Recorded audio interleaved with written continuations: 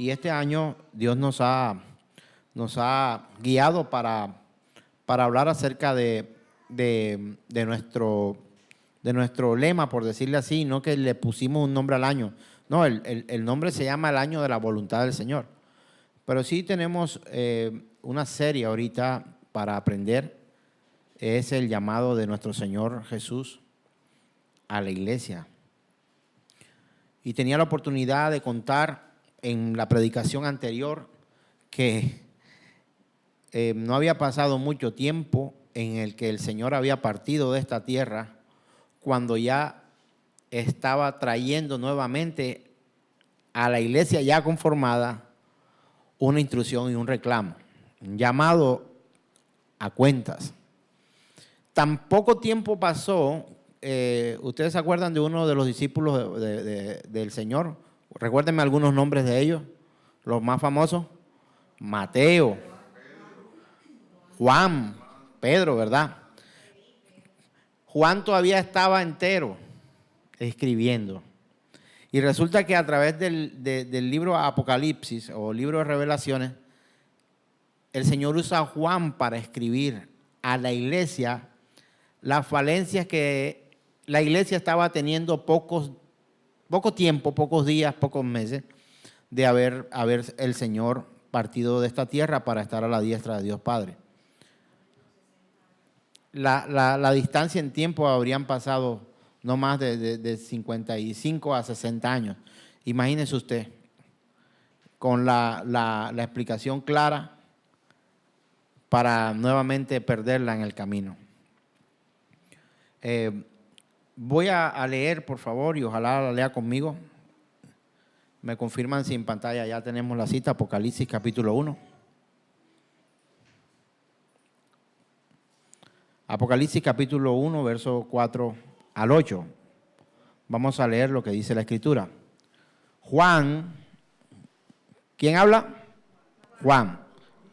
¿A quién le habla? Dice, a las 7 iglesias que están en Asia. Dice, gracia y paz a vosotros.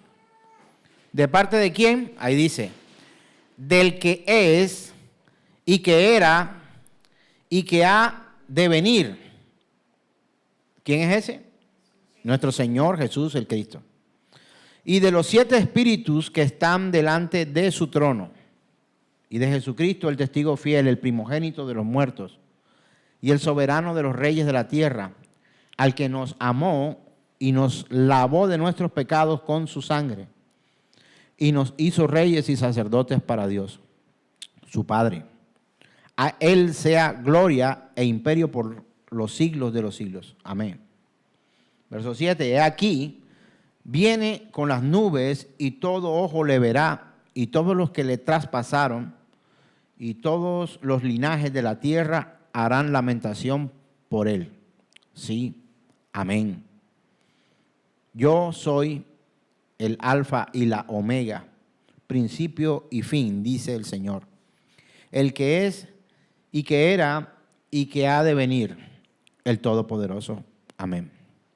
Ore conmigo, hermano y hermana, y que este momento sea de iluminación a través de la palabra revelada. Padre, rogamos para que nos ayudes a comprender tu propósito y entender que esta instrucción por parte tuya a través del apóstol Juan a las 7 iglesias que estaban en Asia en aquel día son un llamado para toda tu iglesia hoy sufriente y tu iglesia perseguida y tu iglesia que te espera en cualquier lugar del planeta. Gracias te damos, Señor, y permite que este tiempo sea guiado por tu Santo Espíritu y podamos ser edificados en Cristo Jesús. Amén. Vemos cómo la palabra de Dios viene nuevamente a Juan. Cómo a través de esta visión que el apóstol Juan tuvo en el primer capítulo de Apocalipsis, que es contada por Juan, quiero que tenga una diferencia. Este Juan el apóstol, ¿de acuerdo? Porque también hablamos mucho sobre Juan el Bautista. Este Juan el apóstol, acuerde que Juan el Bautista es asesinado, su cabeza cortada por el emperador, ¿verdad?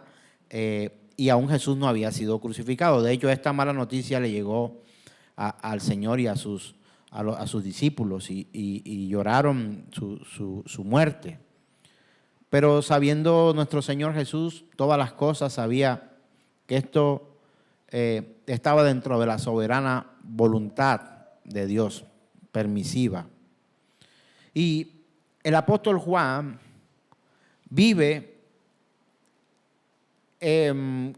como ese momento, yo diría que momento incómodo, al tener que permitir que el regaño que vendría para la iglesia fuera a través de su vida. Usted no se ha dado cuenta que cuando nos citamos a una hora, vamos a decir, a las 9 de la mañana nos vemos en la congregación. Y que cuando la gente, por ejemplo, llega tarde, terminamos nosotros dando un discurso para los que ya han llegado y los que llegan tarde no lo escucharon siquiera. Este tipo de cosas pasan. Ahora, quiero hacer esta comparación, por ejemplo, porque cuando nosotros somos reprendidos abiertamente a causa de otro, uno dice, pero pues eso no debería decírmelo a mí, mejor díselo a mi hermano, o díselo a mi padre, o díselo a mi madre, o díselo a mi jefe, o díselo a mi compañero de trabajo. Y nos quejamos muchas veces cuando ese mensaje viene de esa manera. El apóstol Juan tomó una posición o una actitud frente al llamado del Señor de humildad. El apóstol Pablo no se enojó, Señor, pero yo no soy. Y seguramente Juan había vivido piadosamente para poder no solamente tener el honor y el privilegio de poder ser tomado por Dios, sino porque sabía Dios que Juan estaría dispuesto a llevar un mensaje que no era tan gratificante a la iglesia. Algunos de nosotros, predicadores del Evangelio de Cristo, en ocasiones nos sentimos un poco compungidos, de pronto a veces hasta limitados para traer un mensaje que sabemos que puede llegar a ser fuerte en el corazón de nuestros hermanos. No que no tenga pecado. El primer pecador entre nosotros aquí, yo soy. Quien dice que no ha pecado o que no necesita la gracia y la misericordia de Dios para alcanzar vida eterna, está mal, es un mentiroso. Pero seguramente nos sentamos en ocasiones y somos críticos de la prédica o del mensaje que se da. Y empezamos quizás como maestros doctos a señalar como un checklist, a decir, esto sí, esto no, esto sí, esto no. Esto no es conmigo, esto es con mi madre, esto es con mi padre, esto es con mi hermano, esto es con mi compañero de trabajo, esto es con mis vecinos. Pero créame que cuando usted considera o cree que hace parte de la iglesia, este mensaje es para usted y es para mí. O usted no anhela ser parte de la iglesia del Señor. Porque solamente a través de Cristo Jesús nosotros somos llamados a salvación y vida eterna. Porque pretender lograr entrar al reino de los cielos por nuestro propio cuento nos hace no solamente mentirosos, sino nos hace orgullosos. Nadie a través de la ley podrá entrar en el reino de los cielos. ¿Sabe por qué? Porque la ley está dictada de tal manera que si usted estudia el libro de Romanos, la carta a los Romanos, encontramos que dice la Escritura que lo encerró todo en pecado para que aquel que fuera salvo fuera por gracia y no por obras de la ley. Cuando Juan recibe un mensaje como esto a las 7 iglesias, que estaremos desarrollando a lo largo de todo el año, usted y yo debemos identificarnos el lugar que nos corresponde allí. Sé que usted no es Juan, ni yo. Sé que no soy Cristo, ni usted. Pero podríamos encajar en alguna de las iglesias. Y esas iglesias, siendo 7, fueron definidas de alguna manera como la iglesia sin amor, la iglesia tibia, la iglesia perseguida, la iglesia fiel, una iglesia condescendiente, una iglesia corrupta y una iglesia muerta. Entonces, así como Juan, yo hoy pido al Señor que este mensaje pueda llegar a su vida de la manera correcta. Quiero que leamos ahora por favor, en Romanos, capítulo 3, versos 10 al 12. Carta del apóstol Pablo, quiero que contextualice, carta del apóstol Pablo a la iglesia que está en Roma. ¿Cuál es la iglesia que está en Roma? No me hable de denominación, le estoy hablando es de que este mensaje fue dado por Dios a través del apóstol Pablo, aún con sus errores y su estilo de escritura, para guiar a la iglesia, a aquellos que habían sido evangelizados a través del evangelio de Cristo y estaban ubicados geográficamente en Roma. ¿Y qué dice la escritura? Romanos 3, 10 al 12 dice: como está escrito, no hay justo, ni aún uno. No hay quien entienda, no hay quien busque a Dios. Todos se desviaron, a una se hicieron inútiles. No hay quien haga lo bueno, no hay ni siquiera uno. Ahora, quiero decirte algo, quiero recordarte algo. Pregunto, ¿estaba el apóstol Pablo con Cristo Jesús caminando cuando caminaba con sus apóstoles? El apóstol Pablo no caminó con Cristo como uno de sus apóstoles. De hecho, él se hace llamar el último de los apóstoles como un abortivo que se le presentó al Señor en una visión, algo parecido a lo que experimentó el apóstol Juan cuando recibe el Apocalipsis, y él estaba aún más cercano a la fecha de la partida de nuestro Señor Jesús. No, porque es que nos sorprendimos quizá cuando hablamos por primera vez. No, imagínense, el Señor no tenía mucho tiempo y le habló a Juan para reprender a la iglesia. Hermano, aquí está reprendiendo a los que estaban en la iglesia. Y hacía menos tiempo aún. Menos tiempo aún. Y el libro de Revelaciones aún no había sido escrito cuando el apóstol Pablo, a través de la predicación del evangelio, estaba llamando a cuentas a los hermanos que se habían ido o que habían sido evangelizados en otra ciudad, en Roma. Entonces, ¿qué le está diciendo el apóstol Pablo a los hermanos de la iglesia de Roma? No la denominación romana, no estamos hablando de eso. Estamos hablando de la iglesia que el Señor instituyó a través de la predicación del evangelio y que ellos habían sido esparcidos y algunos habían quedado en ciertas ciudades. Esta porción de la iglesia había quedado en Roma. Le está diciendo, mira, no hay justo ni aun uno.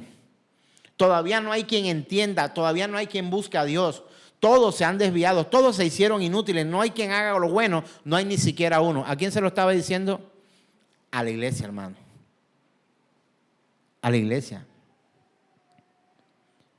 Quiere decir entonces que la iglesia, a través de toda la historia, no por lejos en tiempo o edad, siempre ha tendido a hacer lo mismo que hizo Adán y Eva en principio cuando fueron convocados por Dios. Nuestro corazón tiende a la rebeldía. Nuestra vida tiene que depender plena y absolutamente de Dios.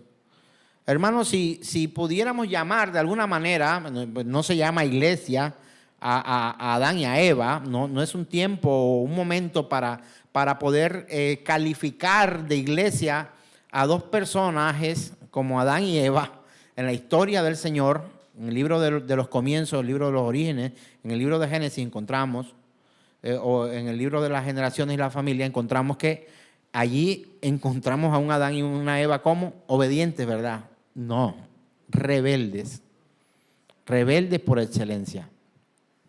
Tratando de culpar a otros y tratando de buscar a Dios a través de otros medios que no fueran la Escritura. Se ha repetido todo el tiempo. Dios ha utilizado, por eso nuestra forma de predicar y nuestra forma de instruir a la congregación constantemente, en que hoy no pueden fungir personas como apóstoles de la iglesia, porque un apóstol los apóstoles fueron los que pusieron el fundamento que viene de Cristo para que sobre ese fundamento se edificara la iglesia. Entonces, viene el Señor hablando al hombre edénico o sea, me refiero a que estaban en el Edén, le hablaba a Dios, ellos le escuchaban, luego posedénico, viene el Señor a hablarle a ellos después del Edén, cuando fueron expulsados, utilizando la tradición oral y hablando con algunos, pero no de la misma forma, porque había una separación grande entre Dios y el hombre, y era el pecado. Y había una forma de el Señor compenetrarse con los suyos a pesar de sus fallas, y permitió que a través de sacrificios pudieran ofrecer ofrendas para tratar de agradar a nuestro Dios. Y encontramos que hombres que hablan la voz de Dios en aquel tiempo son llamados profetas, que a través de los profetas de aquel tiempo expresaron la voluntad de Dios a sus hijos, y encontramos a un pueblo que, aunque escuchaba a través de los profetas el mensaje por parte de Dios a través de ellos, aquellos hombres que escuchaban, algunos creyeron y otros dieron la espalda a Dios. Y luego de los profetas que encontramos en nuestra Biblia, en orden quizás no cronológico, encontramos que el último profeta en su Biblia actual hoy, la que podemos manejar, encontramos que el último profeta se llama ¿cómo? Malaquías. Pero no así el orden. Y de hecho, ya en el Nuevo Testamento encontramos que nuestro Señor Jesús habla de Juan Bautista como el último de los profetas. Entonces se dio por tradición oral en un principio, se dio el mensaje a través de los profetas, y luego se dio a través de, era el pasar una antorcha unos con otros, y los profetas reciben la instrucción, hablan de quién era el Cristo, que el mensaje fundamental era que el Cristo vendría, que el Señor se manifestaría, y es el mensaje entregado ahora por parte de Cristo mismo a sus apóstoles para que ellos instruyeran a la iglesia. ¿Qué está pasando aquí, hermanos? Que estamos viendo que se desvirtúa la realidad de quien fuera un profeta, se desvirtúa la realidad de quien fuera un apóstol, sencillamente cuando procuramos obtener títulos que no nos corresponden a nosotros. Hermano, la antorcha ha sido pasada, el mensaje ha sido entregado por generaciones. Dios mismo hablando al hombre, luego Dios hablando a través de los profetas, luego los profetas hablando el evangelio de Cristo, anunciando su venida, las cosas que habrían de ocurrir. Llega lo que habría de ocurrir, que es Cristo Jesús, la encarnación de Cristo Jesús, y cuando viene Jesús instruye a sus discípulos, a los apóstoles, para que ellos pudieran, con la enseñanza de Cristo, poder instruir a la iglesia que vendría después de ellos, a través de estas cartas. Todos con una tarea difícil. ¿Y cuál es esa? Llevar el mensaje de Dios. Que no todos creen, que algunos desprecian, y que seguramente eso traerá consecuencias, pero también que otros creerán y que otros creen que Dios ha dicho a través de Cristo Jesús, y que estos hombres que Dios ha usado a través de la historia están trayendo un mensaje. Ahora, aterrizamos nuestros tiempos. ¿Cómo podríamos nosotros hoy tergiversar el mensaje dado que está en la Escritura para tratar de hacer nuevas propuestas o colocarnos nuevos títulos para poder impresionar a hombres? No tenemos ese derecho. ¿Sabe cuál es nuestra labor? Continuar con el mensaje que se ha dado desde el principio. El llamado del Señor. Y eso es lo que hoy vamos a tratar, o estamos ya tratando. Así se llama hoy nuestro mensaje. Hermanos, continuando con lo que deberíamos nosotros entender, es desde ya entender cuál es el verdadero llamado de Cristo a su iglesia. ¿Cuál es el llamado de Cristo a su iglesia? No nos ha mandado a politizarnos. No nos ha mandado a que seamos fuentes de financiación, de recaudo de dinero. Hermano, podríamos quizás incurrir en un error extremo y de pronto en pensar que lo que hoy le estoy tratando de expresar pudiera ser una limitación a lo que usted considera que está bien. Por ejemplo, ayudar a los demás. Vestir al enfermo, al desnudo, darle agua al sediento. Hermano, eso es en su caminar con Cristo, se nos hace necesario mientras caminamos con el Señor hacer todas estas cosas. Pero no hemos sido llamados a hacer una fundación para la ayuda de la cultura. No hemos sido llamados nosotros para que podamos intervenir los montes políticos y los otros montes que esta gente habla. Que Hollywood o las artes y la no sé qué y la educación. No. La iglesia ha sido llamada a predicar el evangelio que ha sido anunciado desde Génesis. ¿Cómo que desde Génesis, pastor? Por supuesto. En Génesis 3:15 hay una promesa por parte de Dios que dice que la simiente de la mujer vendría para aplastar la cabeza a Satanás. Y que a través de ese hijo de hombre, por decirlo de alguna manera en género, que ese encarnado vendría a traer salvación a nuestras vidas. ¿Desde cuándo está dicho esto? Desde el principio, hermano. Y ese es el mensaje. Busquemos, procuremos entender en cada porción bíblica del Nuevo o del Antiguo Testamento dónde está Cristo en nuestro mensaje. Tiene que estar en primer lugar. Hermano, no hay un sustituto para Cristo. Quiero decirle y que le llegue al corazón lo más profundo y le ruego a Dios que así sea. La ley nunca sustituirá a Jesús. Jesús vino para cumplir la ley y que a través de su sacrificio nosotros pudiéramos ser salvos de un infierno que espera a los no arrepentidos. La ley es Cristo. El cumplimiento de la ley es Cristo. Él es el único que puede lograr alcanzar esa dignidad para permitir que nosotros pudiéramos seguir de su lado. Nadie puede ser salvo a través de sus propias justicias. Nadie. Hoy hay muchas organizaciones, llámense como se llamen, que buscan tergiversar el mensaje de Dios desde el principio. Muchos se hacen ilustres y tienen una capacidad poderosa para poder convencer a otros, para tratar de evitar a Cristo desde el principio de la Escritura hasta el final de la Escritura, usando la Escritura, parte de la Escritura. Mis hermanos, nosotros tendremos que estar dispuestos plena y confiadamente en que la palabra de Dios no es algo que pudiera obviarse o que se pudiera tratar de una manera distinta. Los creyentes de los que habla la Escritura son los creyentes que hablan de la Escritura y creen lo que la palabra de Dios dice.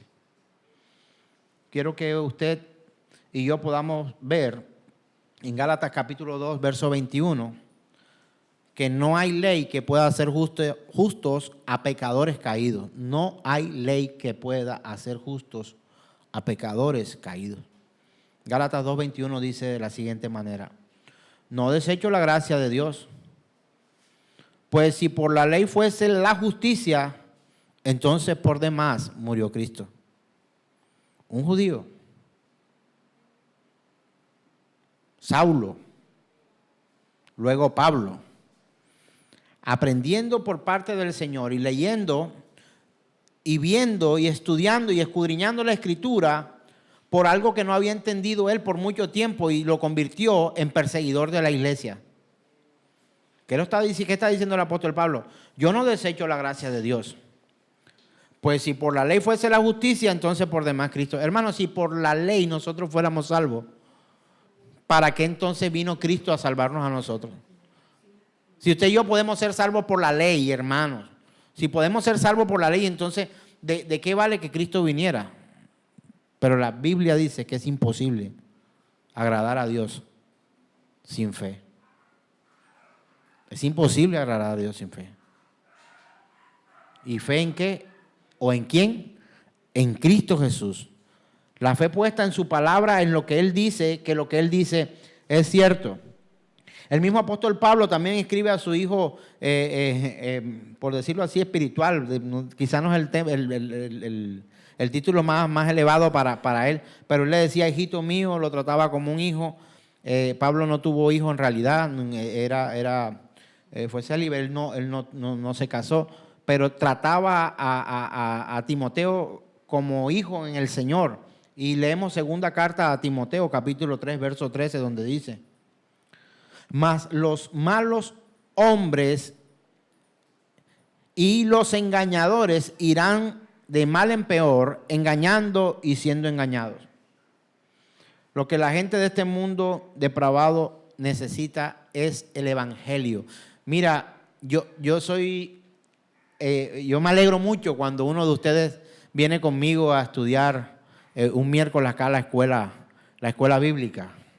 Cuando venimos a estudiar un libro, cuando vamos a estudiar un catecismo, como el de Heidelberg, que ahorita estamos en pro de terminar esta parte del estudio. Pero hermano, saber fechas, citas, comprender, entender toda la ley, a nosotros no nos hace salvos. ¿Cuánta ley entendía aquel reo de muerte que estaba al lado de Jesucristo? ¿Sabía mucho o sabía poco? Quiero decirle, porque respondemos rápido, ¿verdad? Nos decimos, no, sabía poco, ¿qué va a saber? Al menos sabía algo. Sabía que los culpables le merecían un castigo. La ley dice esto. ¿Sabe algo? Conocía la ley. Era un judío conectado con la Torá, con la evidencia plena que ellos tenían en aquel momento, pero sabía plenamente que a través de sus obras no podría ser salvo, sino que necesitaba un Salvador. Hermano, el hombre por toda la historia ha tratado de obtener la ganancia prometida, vamos a decirlo, del más allá, es decir, después de la muerte, como le llamamos, con méritos propios. Recuerde lo que dice la Escritura en Génesis acerca de la Torre de Babel. Vamos para el cielo, vamos al cielo. Pero ¿cómo lo vamos a hacer? Con estrategias humanas, y vamos a construir una torre que nos lleve directamente allá. ¿Cuántas torres mandó a construir Cristo? 0, hermano. 0, ninguna. Pero sí nos envió para que hiciéramos puentes. No hacia arriba, sino de manera horizontal. ¿Usted ha visto un puente que va para arriba? No, un puente no va hacia arriba. Puede que se eleve de alguna manera y que luego conecte, pero el trabajo del puente no es de escalera. El puente trabaja de manera horizontal. Es cuando yo te traigo el mensaje, cuando tú lo predicas a tus hijos, cuando lo dices a tus compañeros de trabajo, cuando hablas con tu hermano, cuando hablas con el que no es hermano porque no es creyente. Puente. Y que a través de Cristo Jesús, a través de ese puente que Él tendió, tenemos entrada ante la gloria de nuestro Dios Padre Todopoderoso. Cuando se rompió el velo en el templo, se rompió toda forma humana de poder llegar a Dios. La ley no podemos negarla, está escrita en la palabra. Pero cuando Cristo muere y se rasga el velo del templo, toda la ley ceremonial fue rota para que nosotros tuviéramos entrada ante el trono de la gracia.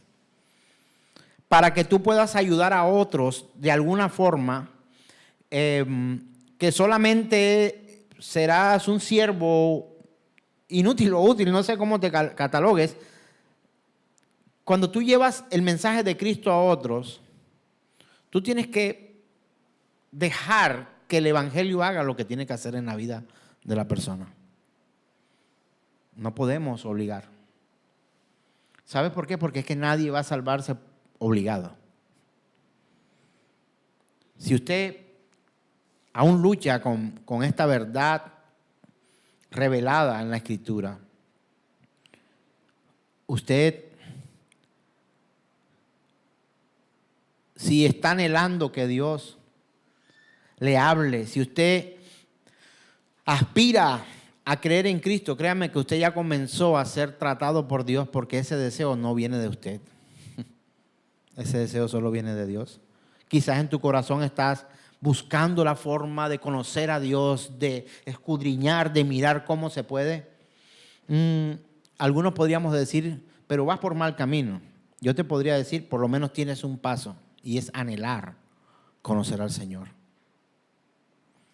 Hermanos, pero tenemos que contarle a las personas que es necesario recordarle a ellos que sus pecados pueden ser perdonados y que pueden librarse de las cadenas del pecado y de este mundo solo a través de Cristo Jesús.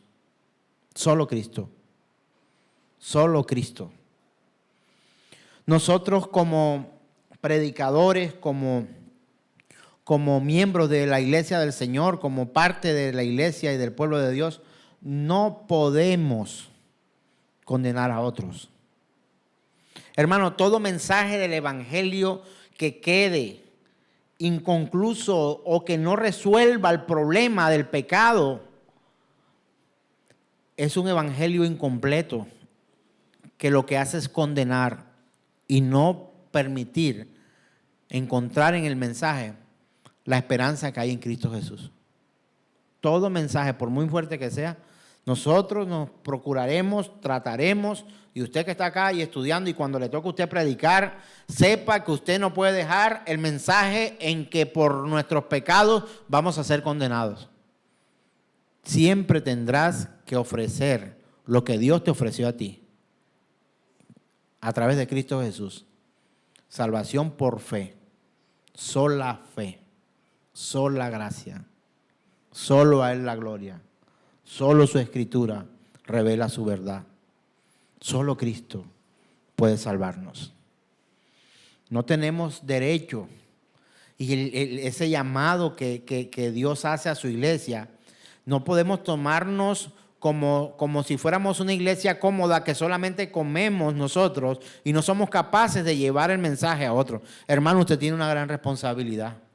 Es anunciar las buenas noticias que Dios nos ha dado a nosotros. Yo no sé si usted recuerda el día que se dio cuenta que usted iba camino al infierno. Sí, porque habíamos hablado de otra manera. Usted le pregunta a alguien convencionalmente y le pregunta, ¿cuándo fuiste salvo? No, yo fui salvo el 3 de marzo sentado ahí en una banca cuando el Señor llegó, me visitó y me dijo que yo era salvo. No. Tú fuiste salvo el día que Cristo murió en la cruz del Calvario. Porque somos tomados por Él desde antes de la fundación del mundo, dice la Escritura, y algunos tienen algunas luchas con esto porque entonces, que usted está hablando de predestinación. Yo no estoy hablando de predestinación, lo está hablando la Escritura. Escogidos por Dios antes de la fundación del mundo. ¿No dice así la Escritura? No somos escogidos por el Señor. Desde antes de la fundación del mundo, antes que hubiera perro, gato, árboles, mar, aves. Entonces eso es antes. ¿Sí o no? Es antes. Pero cuando tendemos a decir, no es que yo fui salvo el 3 de marzo de 2003 sentado en una banca allá, ese día no es que fuimos salvos, ese día nos dimos cuenta que íbamos camino al infierno y el Señor nos abrió los ojos para hacernos caer en cuenta de que nuestro camino estaba siendo equivocado y que el evangelio ha surtido su poder en nosotros. ¿Cuántas veces no me predicó aquel Freddy? ¿Cuántas veces no me predicó aquella Nadia? Aquel Ronald, otros más. Y predicaron y me entraba por aquí y me salía por acá. Hermano, en ese trayecto algo quedó en medio ahí. Podría decirlo de una manera jocosa y quizás no muy agradable. Me tiraron tantas cosas que estaba untado ya de Cristo, ya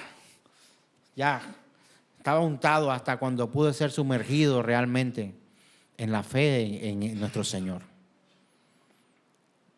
Terrible error que cometemos muchas veces es pensar que debemos parar el evangelio, callar el evangelio, dejar de predicar. Aquí vino uno una vez, amigo de mi hermano Armando, y bueno, y decía, estoy harto de que ya Dios me use. Y yo quedé como un meme, realmente. Yo quedé como, ¡guau! Ya está, ya basta ya que Dios me use para hacer milagros y andar predicando por todos lados. Y, hermano, no caiga en eso nunca. Ni pienses que ya tú has completado tu misión. ¿Cuántos de los que están aquí considera que ya cumplió su misión en Cristo Jesús?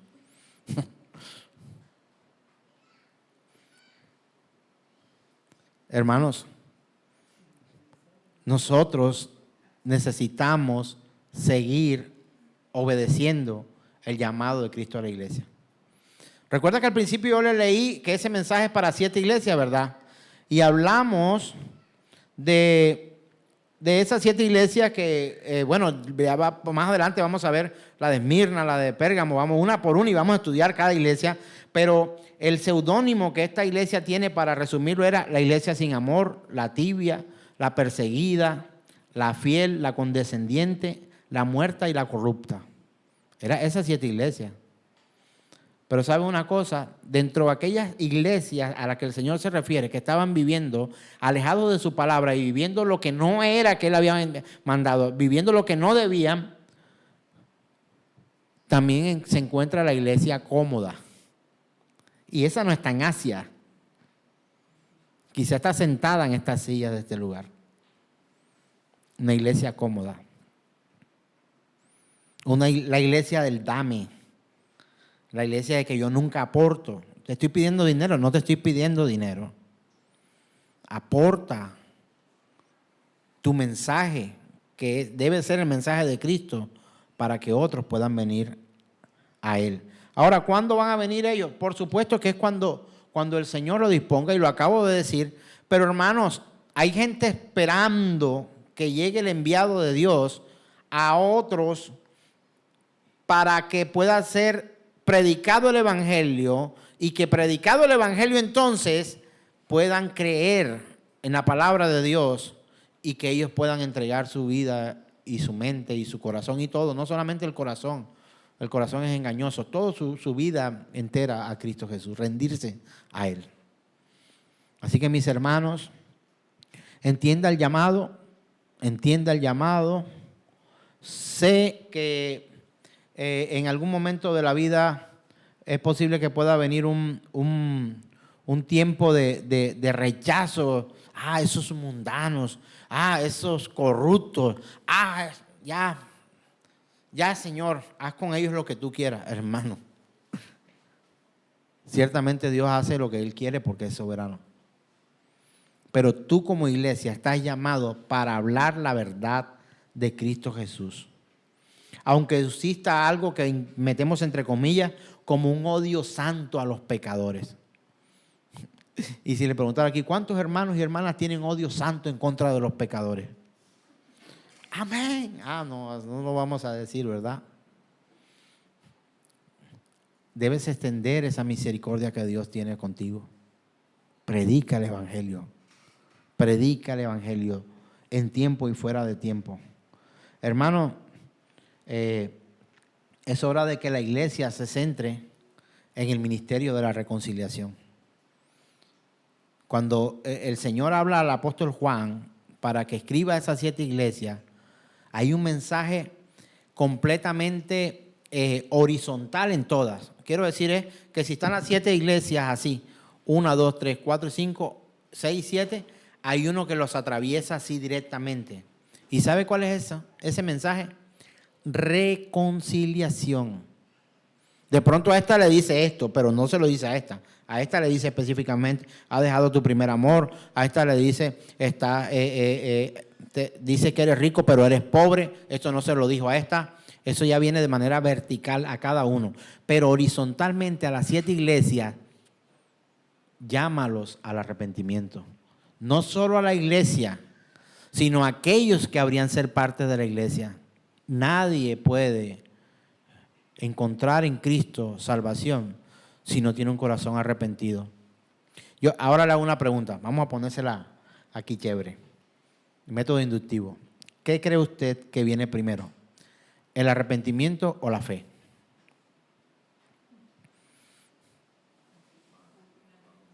Primero, bueno, vamos a hacerlo hoy, sí, por favor, colaboren. Mueva la mano así los que creen que primero la fe. Y los que el arrepentimiento. Si no tenemos fe, no puede venir arrepentimiento. Porque para ello, yo creo que nos enseñaron mal. Porque para poderse arrepentir, uno tiene que creer que es pecador, para empezar. Y creer que el arrepentimiento que tengo hoy vale la pena presentárselo. ¿Y ante quién se lo presento? Si no es a Cristo Jesús. No hay otro Dios existente en el mundo. Solo hay un Dios todopoderoso que gobierna todo. Mis hermanos, es hora que la iglesia se centre en el ministerio de la reconciliación. Y hablaba con mi esposa y me decía, pero ya yo quiero hablar de la iglesia de Pérgamo, ya yo quiero hablar de la iglesia de Tiatira, ya yo quiero saber qué pasó con Filadelfia, cómo vamos a... Por supuesto que ella lo sabe porque lo ha leído y lo ha estudiado y hemos compartido mucho esto, pero por ahora, miremos lo que debería ser común entre todos nosotros, viendo también a las 7 iglesias que algunas de ellas fallaron. Y quiero decirte que no solamente las 7 iglesias que estaban en Asia han fallado. Nosotros hemos fallado.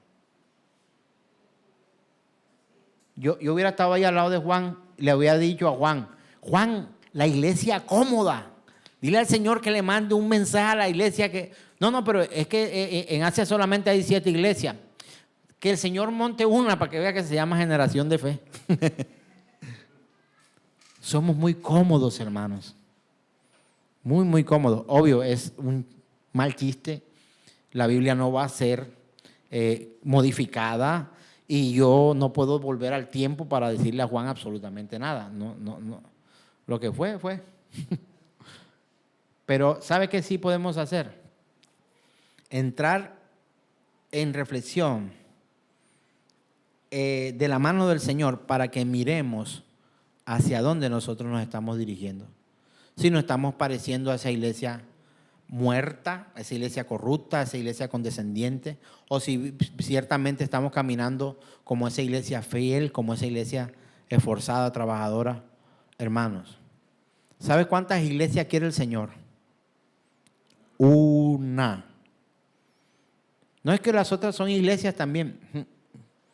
De esas 7 saca una. Un solo Dios, un solo bautismo, una sola fe, un solo Salvador, un solo Evangelio, una sola revelación de su Escritura. Aleluya, amén. Y quiero terminar diciéndote y recordándote esto. Creo que en 2 versiones te la voy a publicar, en Mateo capítulo 5, versos 13 y 16. El mensaje que el Señor le dio a las 7 iglesias no es un mensaje nuevo. Ya se lo había dicho antes, solo que se lo estaba recordando. Mateo 5, 13 al 16. ¿Ya lo tenemos allí? ¿Podemos leerlo? Aleluya. Dice, mira lo que el Señor le está diciendo a los suyos. Ustedes o vosotros sois la sal de la tierra. Pero si la sal se desvaneciere, ¿con qué será salada? ¿Con qué será salada qué? La tierra, hermano.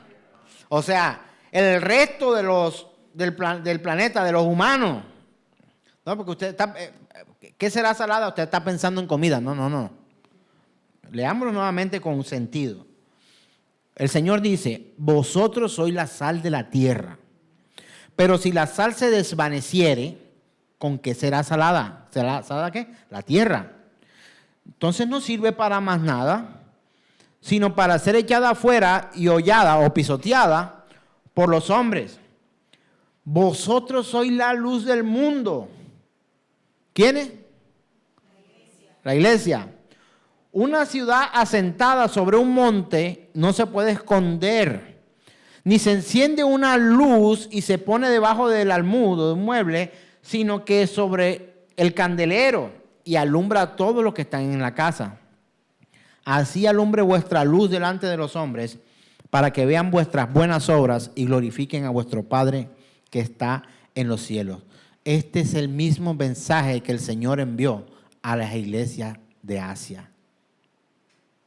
Les ordenó que se deshicieran de la mundanalidad, de la corrupción, de la idolatría, de todo aquellas falsas doctrinas que nos alejan de la verdad escrita, que renovaran su amor por Él y que guardaran la pureza del Evangelio y de su iglesia hasta su venida. Hermano, no digas que eres iglesia cuando alumbra más un cocuyito nocturno. Esa pequeña luz que usted ve ahí, a él le sirve, ¿sabe?